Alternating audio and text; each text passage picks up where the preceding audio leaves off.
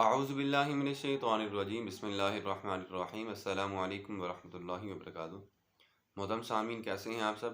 امید کرتے ہیں کہ آپ سب اللہ تعالیٰ کے فضل و کرم سے ٹھیک ٹھاک اور خوش ہوں گے۔ محترم سامعین، آج کی ہماری ویڈیو کا عنوان ہے اللہ کی مدد سے کام بنتے ہیں۔ حضور اکرم صلی اللہ علیہ وآلہ وسلم فتح مکہ کے دن مکہ میں داخل ہو رہے ہیں۔ 10,000 کا لشکر ساتھ ہے۔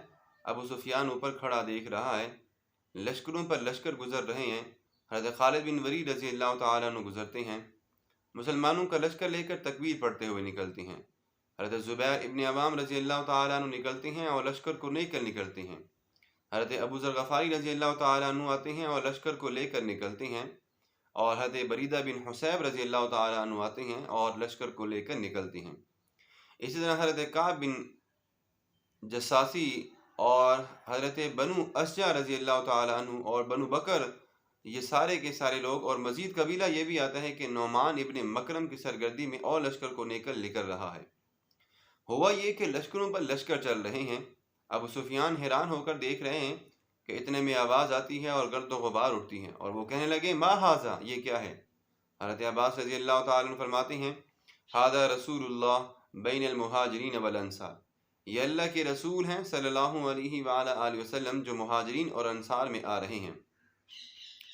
جب وہ اٹھا ہوا لشکر سامنے آتا ہے تو ایک آدمی کی آواز آتی ہے وَلَهُ زَعْلٌ، اس میں کڑک دار آواز ہے۔ ابو سفیان کہتا ہے کہ یہ کس کی کڑک دار آواز ہے؟ حضرت عباس رضی اللہ تعالیٰ عنہ کہتے ہیں یہ خطاب کا بیٹا عمر ہے جس کی تم کڑک دار آواز سن رہے ہو۔ انہوں نے کہا واہ واہ واللہ لقد امر مرا، ارے اللہ کی قسم، یہ بنو عدی ذلت اور قلت کے بعد آج بڑی عزت والے ہو گئے ہیں۔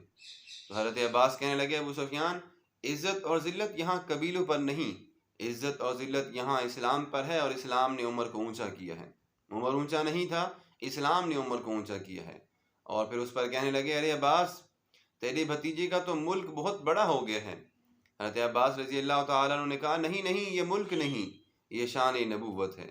بادشاہ ایسے نہیں ہوا کرتے کہ 10,000 کا لشکر ہے اور آپ کا ماتھا اونٹنی کے پالان کے ساتھ لٹکا ہوا ہے، سر اونچا نہیں جھکا ہوا ہے، پالان پر ٹکا ہوا ہے، اور زبان پر الفاظ ہیں لا الہ الا اللہ وحدہ کا ود جاری ہے، اور اللہ بالکل اکیلا تنہا، کسی 10,000 پر نظر نہیں ہے، اللہ کی ذات عالی پر نظر ہے، کیونکہ یہ سب کچھ اللہ تبارک و تعالیٰ کی مدد سے ہی ممکن ہوا ہے۔